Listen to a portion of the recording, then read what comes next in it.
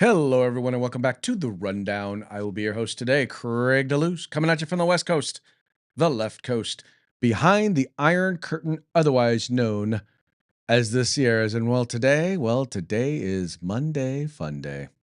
I stop what you're doing, cause I'm about to ruin the image of me that you're used to. I look money, a king bee making honey, see? Deep state, I hope you're ready for me. Now gather round, I'm the new sheriff in town. All my people rise up and stand your ground. Now drink up all the Diet Coke you got on your shelf. So just let me introduce myself. My name is Trump D. I like my mashed potatoes lumpy. Fake news, oh how I like to punk thee. That little sniper on the slope tin. He took a shot but he missed me. I don't fall, y'all, I'm like the ever ready bunny. Still going strong and spunky. So put on your big boy pants. Come on, let's do the dance. The Trumpy dance is your chance to do the Trump. Come on, do the Trumpty Trump. Come on and do the Trumpty Trump. Check me out, y'all. We do the Trumpty Trump. Just watch me do the Trumpty Trump. Do you know what I'm doing? We do the Trumpty Trump. Come on, everybody do the Trumpty Trump. It's time to do the Trumpty Trump. Yeah.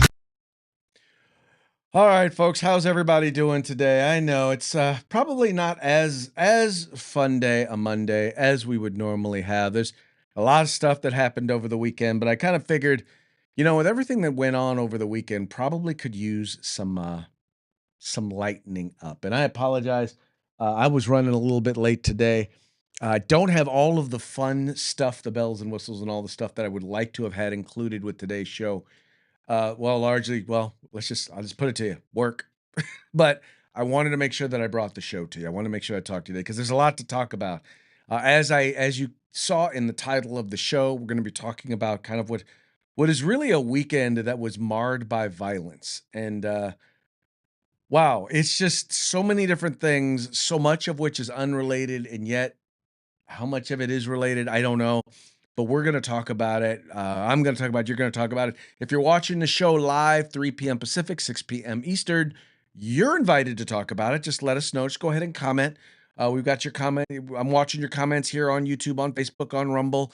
I'm following your comments. If I find them to be interesting, I'll go ahead and I'll share them. So once again, would encourage you, if you got something to say, go ahead and say it. Would love to hear from you. Also, want to give a quick shout out to our sponsors. These are the folks who go out of their way to make sure that this program happens, and so we want to make sure to acknowledge them. And before I do that, though, it might help if I actually had it set up right so that y'all would be able to see who those sponsors are. And no, that ain't the right one. Yeah, it's been one of those days, folks, but don't worry, we are on top of it right now. There we go. All right, we're going to go ahead and we're going to start off talking about our folks from Hitman Industries. They make rifle and pistol caliber barrels. They're available to purchase for you at hitmanindustries.net, and they're available at any length. If you've purchased an AR in the last few years, there's a good chance you already have one of their barrels, so why not get another one? Whether you're looking to do a brand new build, or maybe you're looking to rebarrel your old rifle, check them out today at hitmanindustries.net. Then we've got the California Republican Assembly working to help elect conservatives at all levels of government, from school board all the way up to President of the United States. Ronald Reagan once referred to CRA as the conscience of the Republican Party. Won't you please check them out at cragop.org? That's cragop.org. If you want to be a part of California's future today, you got to join CRA. And then we've got the best in concealed carry tactical holsters available on the market at hawgholsters.com. That's HAWG holsters.com, because they like helping Americans wear guns. And if you want to buy a holster from them, do yourself a favor, by the way. Make sure you use the discount code The Rundown. All caps, no spaces, one word, just like it is right up there. And you're going to get a nifty little discount when you buy it, when you purchase there. And then finally, the place to go to get all of your tactical gear. You will find all things tactical except the gun at uscombatgear.com. They specialize in group sales. So go there, check them out, get your agency together, get your group together, get your department together, get your club together, team together, whatever it is. Go to uscombatgear.com. Once again, huge selection, great pricing, best customer service you'll find on the market. Check them out today, uscombatgear.com, where you will find all things tactical except the gun. All right. Well, you've probably been following this story. It is a big story, and it's a big story for a number of reasons, right?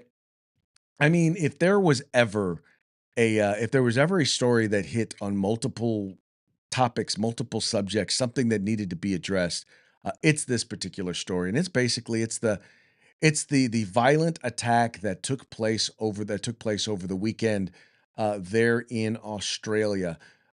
It was a shooting that took place. It was a father and son duo. Uh, it was a father and son duo at Bondi Beach in in Australia.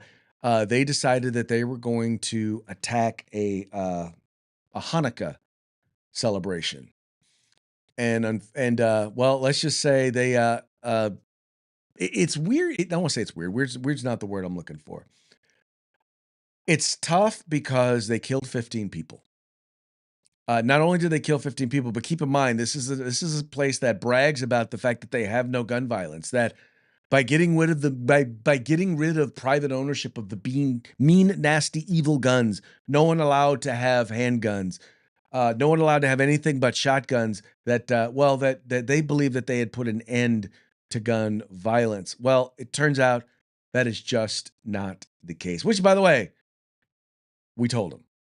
Many of us told them. And this piece right here over at ABC News. Australia mass shootings latest. Suspects identified after 15 killed at Bondi Beach.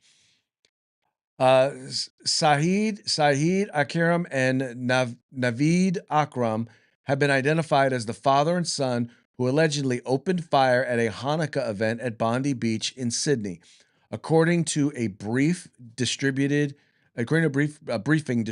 by U.S. law enforcement, excuse me, and reviewed by ABC News. Saeed Akram, 50, and Naveed Akram, 24, allegedly stood on an overpass bridge near the event and shouted Allahu Akbar as they carried out the massacre, according to the briefing. 15 people were killed and more than 40 others were wounded in Sunday's mass shooting. Saeed was allegedly moving closer to the Hanukkah event when a bystander intervened and stopped him.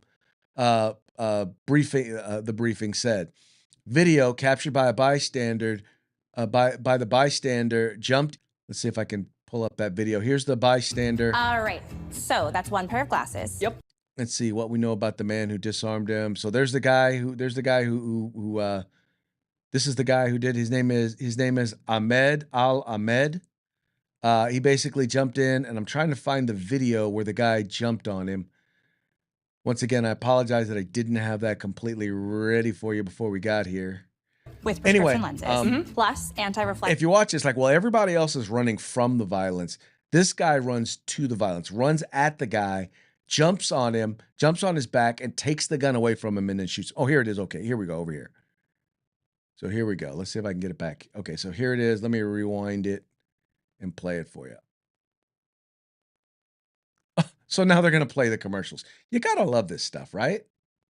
They're going to go ahead and just play the whole commercial. Anyway. Oh, no, it's going to play. Okay, it's going to play a 19-second commercial. Anyway, the point here being is that this guy is a hero. And if there is a person, and I saw a post, they were talking about Time Person of the Year. If there's a person who should be deemed Person of the Year, it's this dude. Hands down, should be Person of the Year. But I digress. Anyway, come on. Okay, so here it is. They're once again, they're doing the report on the story. But what was I going to say? So this is a situation where you don't just have the fact that you have a country that is basically disarmed its citizens. And I want you to imagine this happening in a place like Florida, where people have the right to conceal carry, or in a place like Texas. How long do you think it would have been? Well, especially at an event, at a public event, public Jewish event, where you know that there has been heightened, what's the word I'm looking for? There have been heightened violences or threats of violence against the Jewish community.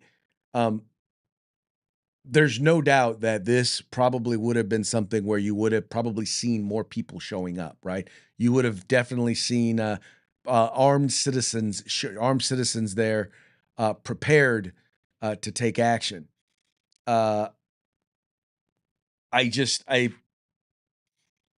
I don't think I'm not saying that nobody would have died, but I don't think that 15 people would have been shot. I don't think 15 people had to die. But once again, when you disarm the good guys, you don't disarm the bad guys because the bad guys will always find a way. And we know this. We know this. How do we know this? Because history has told us that this is in fact the case, that is in fact what is going to happen. In places like California, where we have all of the gun laws, other than banning guns altogether, we have all the gun laws that everyone wants, yet we still have mass shootings here. We still have active shooter situations here. We have several every year here in the state of California, and for some reason, the anti-gun community, the left, is convinced that if we ban guns, well, we'll be able to stop it. Well, nothing could be further from the case. Absolutely nothing could be further from the case.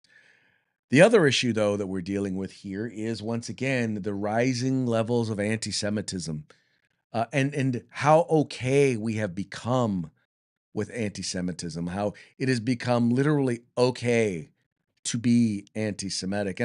And I offer as an example. Now, this was an attack. It was a religious attack. All right. They did this as religious. I don't want to say extremists because okay. Gosh, I thought I'd be more articulate when I wanted to talk about this. Here's the thing. People look at Christian extremists, and one of the things that I saw over the weekend was someone saying, well, Christians are out there active and attacking people. I'm like, name one mainstream Christian or Christian organization that is out there advocating for or engaging in this sort of violence.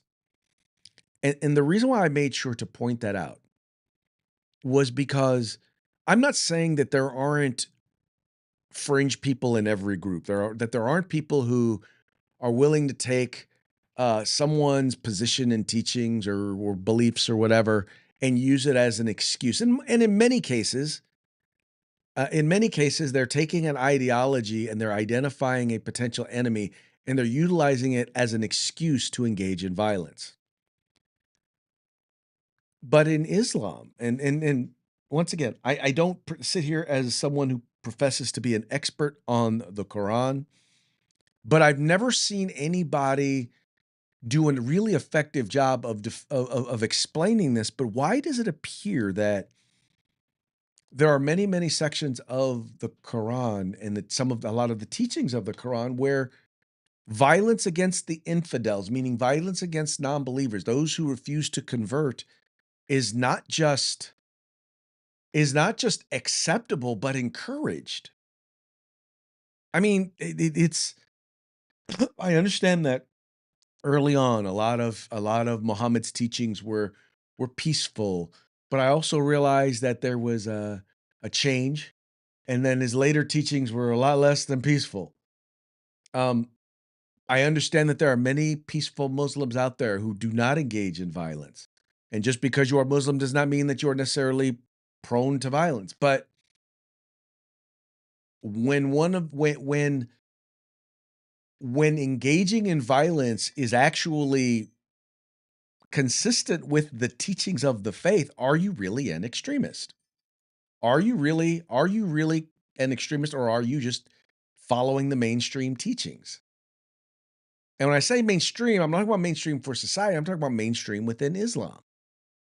I really want to understand. I really want to understand this because I don't want to assume that, well, if someone is, I know that being Muslim is not the same as being a jihadist. I know this, right? But how do you know the difference? Do you have to wait until they are involved or engaged in jihad, right? Should people who are not jihadists, should they be condemning when someone does? Should Muslims who are not supportive of this, should they be saying this is wrong? But even when they say it's wrong, I notice they don't say that it's not consistent with Islamic teachings. Once again, I could be 100% wrong on this, but nothing I have seen so far has led me to believe that I am wrong on this. And if I'm wrong, please go ahead. Share with me whatever you got. I'm wide open. Right? But at a certain point, we have to realize that much of the violence that's taking place in the world is from a particular group of people who practice a particular faith. Whether it's wars that are currently being engaged in, whether it is genocides that are currently being engaged in, whether it's terrorist attacks that are currently being engaged in, whether it's honor killings that are currently being engaged in, it is undeniable that disproportionately those who practice the Muslim faith are at the center of all of this. And, they're generally not the victims. If they are the victims, then even then, they're generally the victims of other Muslims. I don't know. I think we've got to have a real conversation about that, about all of this. And a real conversation means saying some uncomfortable things. And I get when the left says uncomfortable, that means that, well, okay, well, you white Christian people, if you're white, if you're Christian, if you're a man, you need to sit down and shut up. You don't get a say. But in a hard conversation, all of us get a say. I, as a man, I, as a Christian, and even though I am not white, I happen to be a conservative, which does not mean that I am white. But I know that my viewpoints, my thoughts are not considered acceptable by many people on the left. But this isn't about left or right. This is about a particular group of people in our society, in our world society, who have decided that first and foremost, Jews need to die. They don't have a right to exist. Right? Their state needs to be gone. The state of Israel does not allow to exist. That's what they believe fundamentally. They believe that women ought to be subjugated. Women, for the most part, are not the equal to men. In many cases, they believe that they are the property of men, of their men. They believe that things like rape are okay. They believe things like violence in the name of their faith is okay. Violence against those who don't accept their faith is okay. Once again, I'm not saying every Muslim, but I do know that it's in that book, the Quran. So then the question then becomes, well, what do we do now? I mean, what do we do? What do we do now with this wake of violence that is now taking place? And in particular, that is going after another group in society, which in this case, specifically, we're talking about the Jewish community. We're talking about not just people who are Israeli, because celebrating Hanukkah is a religion. It is not a nationality, right? The Jewish faith is a religion. And you have people who believe that all Jews need to go. This happened in Australia, right? This was an attack on a particular group of religious folks in Australia in the name of another religion. And the interesting thing about it is the Australian Prime Minister, when he does his statement about it, about the Hanukkah massacre, doesn't even bother to mention Jews. Doesn't even bother to mention the fact that this was an attack on the Jewish community.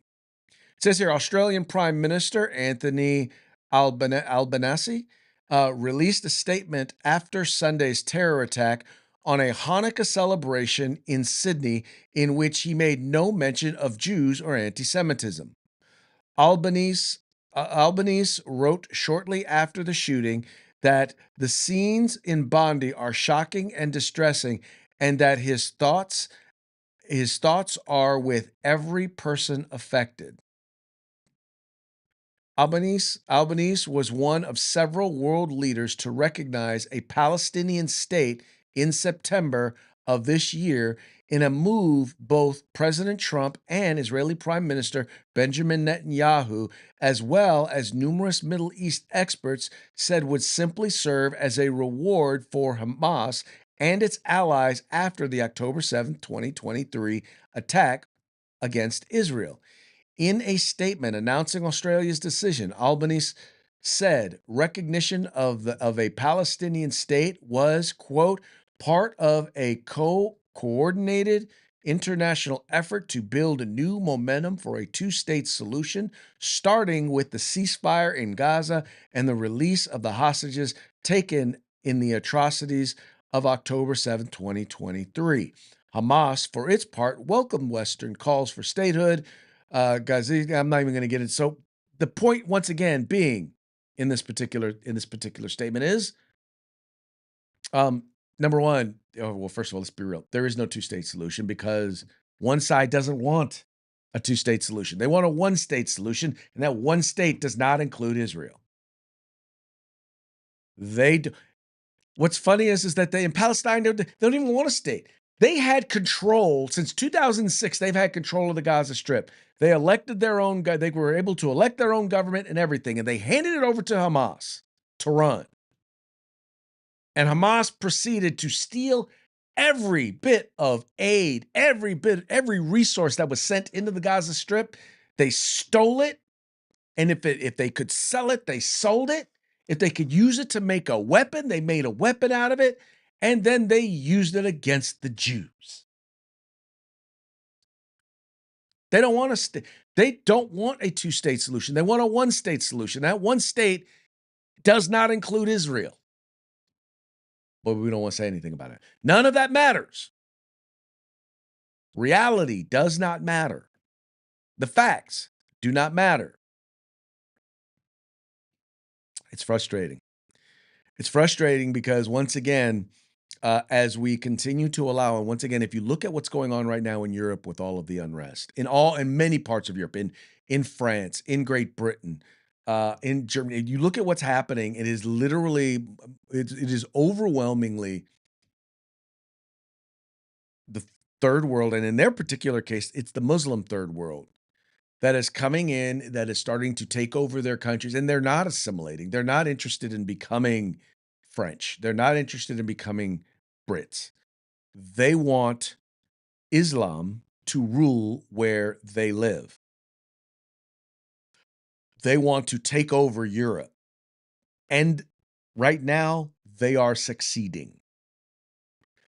In the United States, they are doing the same thing. And once again, you only got to look at what's going on right now in Minnesota.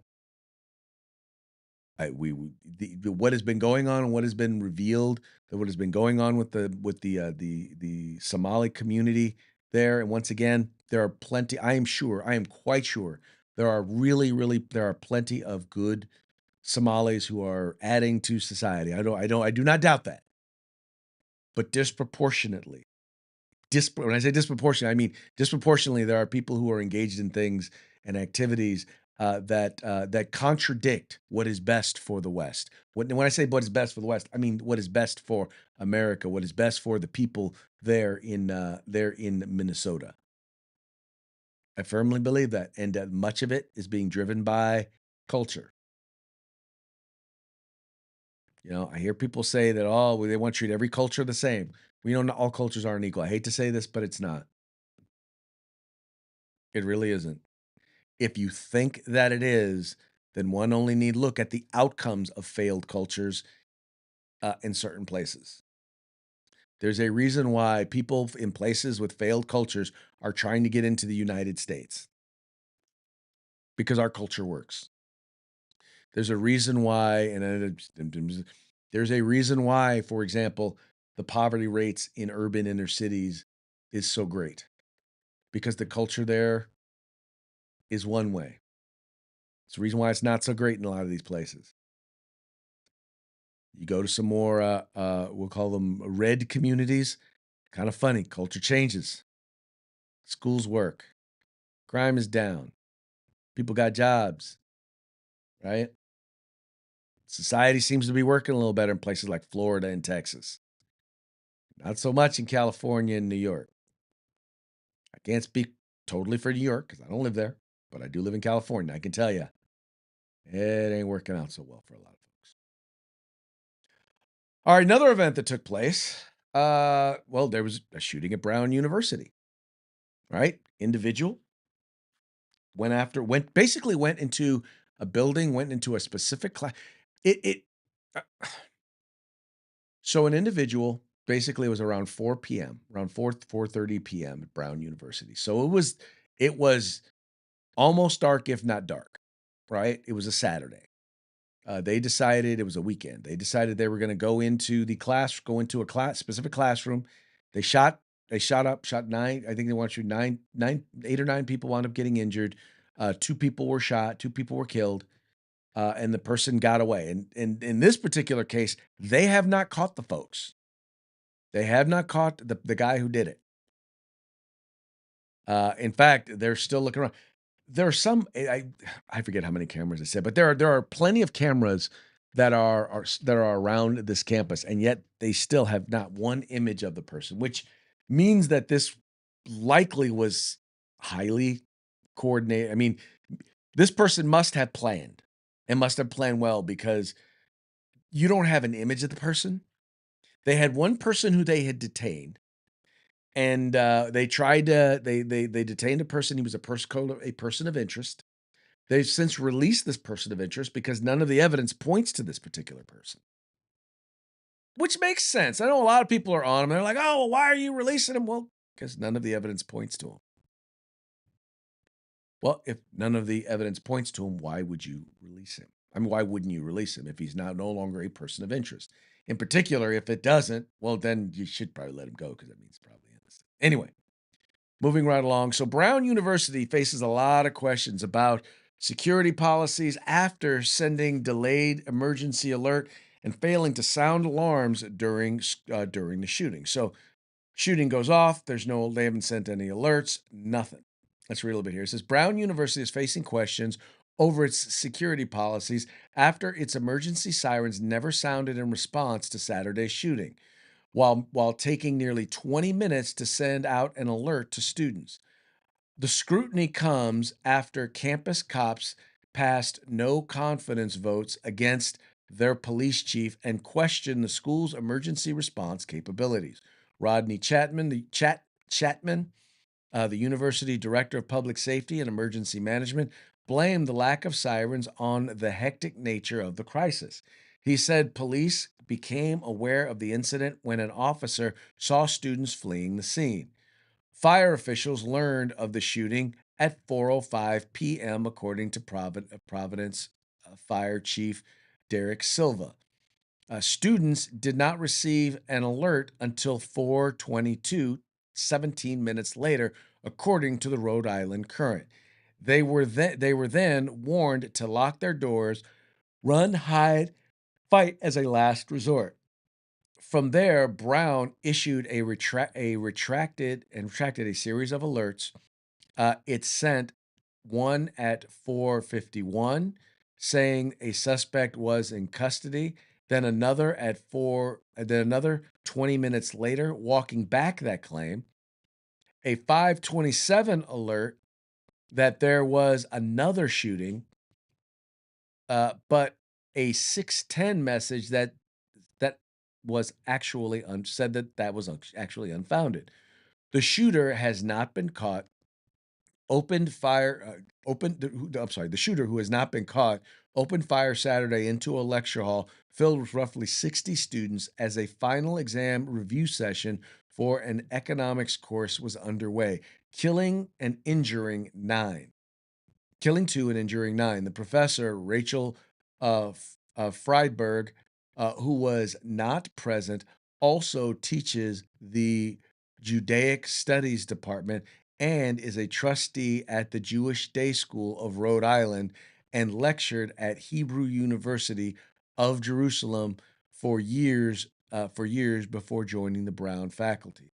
Police arrested Benjamin Erickson early Sunday morning in a hotel roughly 17 miles away from Brown and recovered a revolver and a small Glock handgun with a laser attached. He was released later that night because evidence now points in a different direction. Rhode Island Attorney General Peter Naranja said, adding that there was, quote, no basis to consider him a person of interest. Naranja refused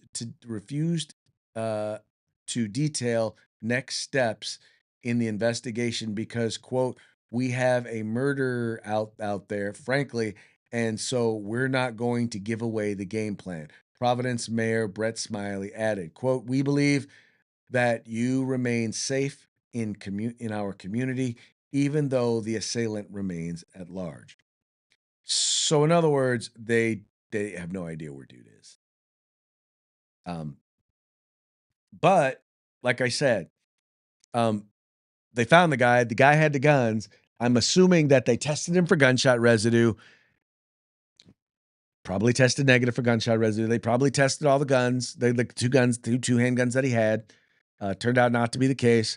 I believe I heard that they had found this guy by basically pinging cell phone towers and seeing who was in the area at the time, and seeing who left the area at the time. And this may have just been a dude who was there around in the area and didn't, once again, they didn't have enough evidence to hold him.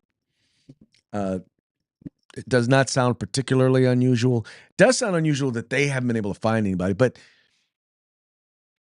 this was clearly a targeted attack. There's no doubt. Now, that was my first reading that there was any sort of a Jewish context to it. So I hadn't heard anything about that before. That there was any sort of anti-Semitic tie to it or potential tie to it. Once again, we don't know. They don't know. So if they don't know, we don't know what's really up. We don't know what the ties are. We don't know what the motivation was. And at this point, by 17 minutes later, if 17 minutes later was when they finally sent out the alarm, dude was probably long gone by then. Because you have to figure they found out when students were fleeing. Students were probably fleeing within a couple of minutes. So you probably figure it was about 20 minutes from the time the shooting started to the time that people were running out of there.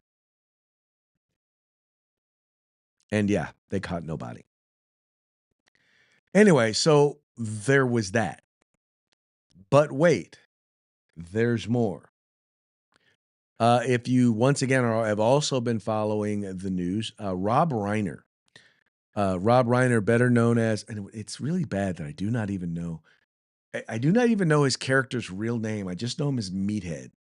But he played Archie Bunker's son in All in the Family. He was otherwise known as Meathead. Him and his wife were found dead in their home. There in Brentwood, which is in Los Angeles. They had been stabbed to death, and now it's believed that he's been stabbed to death by his son, who at the very least was a former drug addict, maybe a current drug addict. A lot of that is still being figured out, but his son has now been arrested for the murder. I don't know that it's necessarily, I don't know that it's tied to the other two events, except just that it's violence. I don't believe it is religious violence. I don't know. Once again, we're still trying to figure this out. We don't know if it's political violence. Of course, we don't know if the Brown University shooting is political violence or religious violence. We're just kind of grasping at straws right there. But it made for a violent weekend. In this case, in particular, because he was a significant figure, right? And I got to tell you, I wanted to say this because I think it's no mystery that Rob Reiner was not someone that I agree with, right? I didn't agree with him, and I think most conservatives didn't agree with him. But I got to tell you, I'll just put it to you this way: I really do take issue with kind of the president's how the president came out against it, because well, first of all, let me read to you. This is what President Trump decided to put out via Truth Social.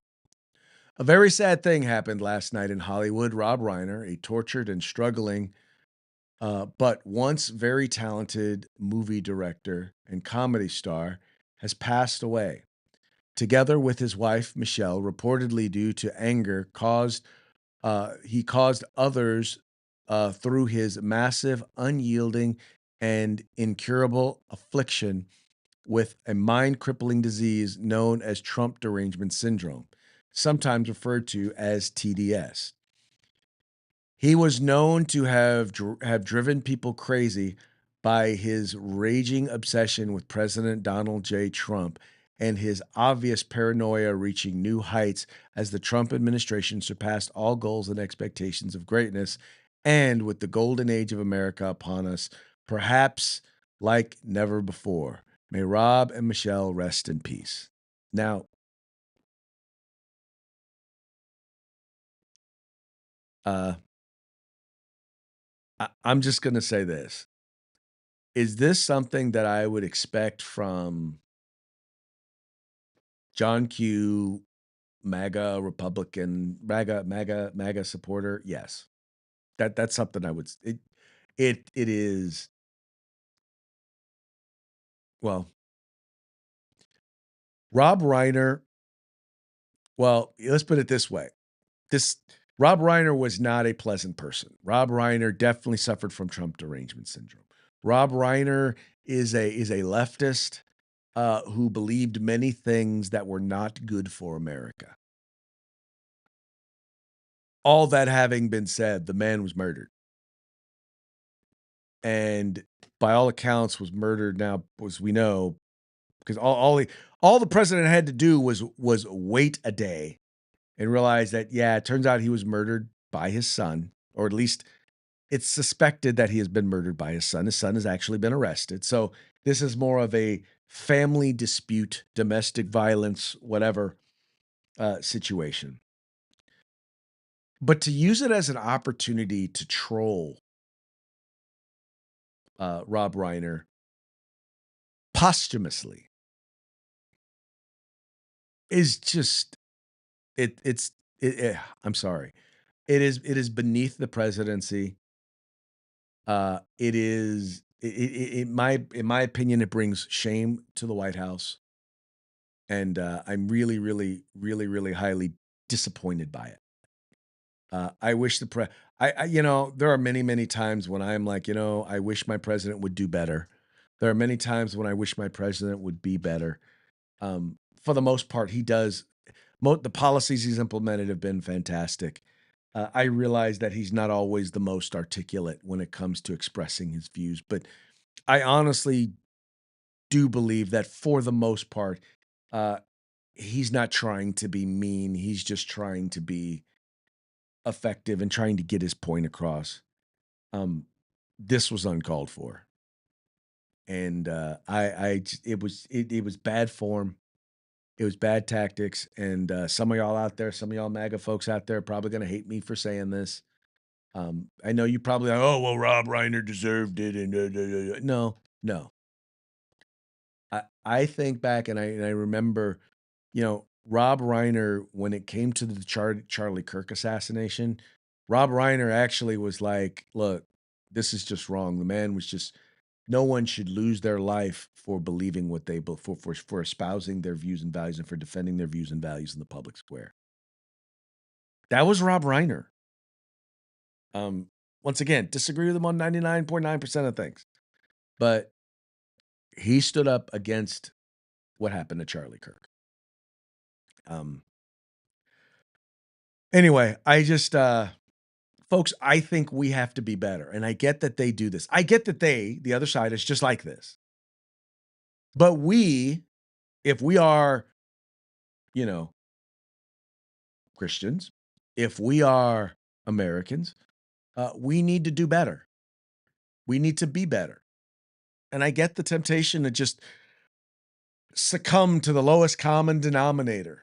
And that's why people like Donald Trump, because he'll say the stuff that we want to say, except he has a much bigger megaphone. He has a much bigger microphone. But that ain't right.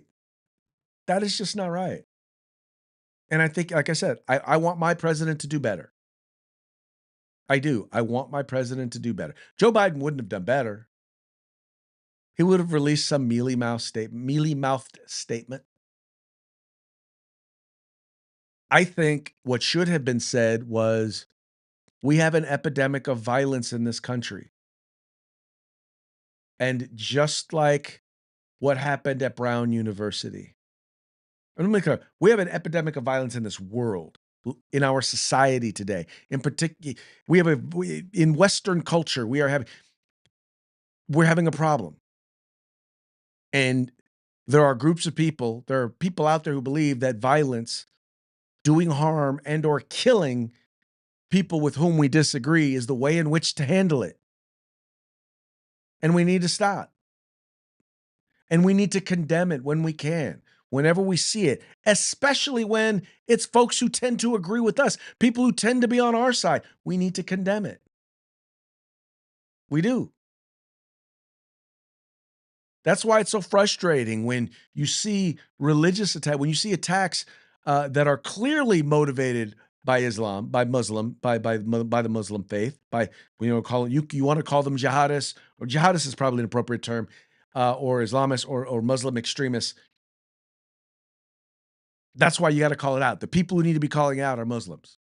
They're the ones that need to be leading the charge against it. If it's right-wing violence, then people on the right wing, conservatives, need to be coming out and condemning. If it's left-wing violence, then the people on the left need to be coming out and condemning it, leading the way and leading the charge. But you don't see that. At least not for the most part on the left. You see it on the right. I don't see Muslims leading the way, coming out and condemning these acts of violence. I don't see Democrat politicians coming out and they condemn the acts of violence, but what they're not doing is they're ignoring the rhetoric underneath it that's causing it. That's motivating people to do it. And when I say motivating, yeah, there are the people on the left who are out there looking to engage in violence. But for the most part, I think they're crazies. And they're crazies who are utilizing left-wing ideology as an excuse to engage in violence. One such plot, by the way, was actually broken up. That's right. One such plot was actually broken up here. Let me see if I can pull it up and find the news story. One such story was actually broken up. Where are we at here? I have to apologize. I was just completely and utterly not really ready for today's show, but I really wanted to make sure that I got this out. Anyway, there was a plot that took place, that was about to take place, that was planned and was ready to go. And it was broken up by the FBI. Here we go. Terrorist plot broken up.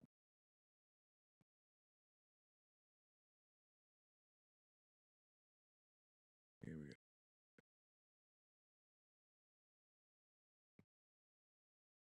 go. Okay, here we go. Apologize about that, folks. I'll do better. All right, here we go. Remarkable women nominated. Yeah, nah. All these little pop-ups. Gotta love pop-ups, don't you? Like the thing. Okay. Terror plot involving series of bombings across Southern California foiled, officials say. An intense investigation by multiple agencies led to the thwarting of a terrorist attack plot targeting multiple locations in Southern California, federal officials announced. The Department of Justice and the FBI's investigation prevented what would have been a massive, horrific plot in the Central District of California. United States Attorney General Pam Bondi stated on Monday morning she referred to the Central District of California as Orange County and Los Angeles. In reality, the district includes Los Angeles, Orange, Riverside, San Bernardino, San Luis Obispo, Santa Barbara, and Ventura counties. Bondi identified the group behind the alleged terror plot as the Turtle Island Liberation Front and described them as a far-left, pro-Palestine, anti-government, anti-capitalist. The series of bombings that the group was planning were multiple targets in California, and they were set to occur on New Year's Eve, Bondi said. The group was also allegedly going to target U.S. Immigration and Customs Enforcement agents and vehicles. Quote, "This was an incredible effort by our U.S. attorneys and the FBI to ensure American people can live in peace. The Attorney General said, we will continue to pursue these terror groups and bring them to justice. Wow, oh wow. Folks, that now keep in mind, now once again, here is a terrorist plot plotted by the left. I mean, what I'm wondering is, where are all of these terror groups? Where are all of these violent extremist groups that the left was saying that Biden's Attorney General's office, that his Department of Justice say existed? Where are all those groups? Where's the violence? You ever notice that you don't hear about, other than the plot to there was the plot to kidnap Governor Whitmer. Only come to find out that all but 3 of the people that were involved in that plot, all but 3 of them were either worked for the FBI or were FBI informants. Funny how that works, huh? 9 people were sent in, and they basically caught 3 people by surrounding them with 9 people who were pushing and encouraging this plot to go forward. Anyway, yeah, the leaders in the plot turned out to be FBI agents, or some of the leaders of the plot. Anyway, but I bet you that won't be the case here. I bet you they won't find out that, oh yeah, everybody involved in the plot were FBI informants. Bet you that ain't the case. Anyway, I'm glad that they're catching these folks, but folks, they're not going to catch everybody. Let's just be real. As they make mistakes, they get better. I am pretty sure that 9/11 was not their first attempt at doing what it was that they did. I'm not saying that I have any special knowledge or any information. I just know that people who are insistent on doing a thing will keep working until they get to do that thing. And the point is that there are people out there, they are plotting and they are planning. And all you can look at is the underlying things that are leading to them wanting to do this stuff. And I'm serious. There's got to be some sort of a reckoning. And I am all for religious freedom. I really am. We've got to figure this out. We really do. We have got to figure this out. We've got to find a way to make sure that, as the liberals would say, that we can coexist. Right? Got to find a way to make that work. Got to find a way to make that work. All right, folks. So that is now going to bring us to our parting shots. Parting shots are brought to you by Hog Holsters. Just go to hogholsters.com. Use the discount code The Rundown. All caps, no spaces, one word. Get your Hog Holster today. On discount. All right, going to do these real quick because we're running a little bit behind. First one. By the way, these parting shots are brought to you by our friends over at the Babylon Bee. Fake news that you can trust. First one, Australian man who wrestled gun away from terrorists, charged with unlawful firearm possession. And that's what they would do over there at Australia, because, by the way, dude didn't just wrestle the gun away from him, he shot him. Not saying, just saying. Would not surprise me if they wound up charging him. Anyway. Oh, this one, this one's funny. Okay, tragic. Mandami's auntie slightly uncomfortable at supermarket after Australian terror attack. Because, yeah, now this is going to be all about people looking at Muslims funny. That's the main thing. And once again, I don't want people to just consider or believe that because someone looks a certain way or dresses a certain way that they are potentially a terrorist, or that their beliefs are potentially a danger. But we got to figure out how we have this conversation. It really is. If it's a hard conversation to have, but we got to have it. Speaking of hard conversations, I don't know if you know, but Candace Owens is going to be meeting with Charlie Kirk's wife, Erica Kirk. And they're going to be talking a lot about this whole riff where, you've got Candace Owens basically accusing Turning Point USA, the French government, Mossad, and Charlie Kirk's widow of plotting to have him assassinated. This also coming from the Babylon Bee fake news. You can trust Candace Owens honors Charlie Kirk's legacy by doing everything in her power to destroy it. That's more real than not. I hate to say it, but it is. It is more. That headline right there is definitely more real than not. I've made my feelings known about Candace Owens. I think she is. I'm not saying she's never been right on anything that she said. I think she is. She has marketed herself as a conservative voice and has voiced conservative views. Has defended conservative values at times. But what she's most known for, quite frankly, is making outlandish, I would consider to be racist comments that racists are smart enough not to say in public, but she gives them cover. They feel okay with sharing what she says because, you know, she's black and she says it. Anyway, I've never been a fan. I know that she came from the left, and I believe she never left the left.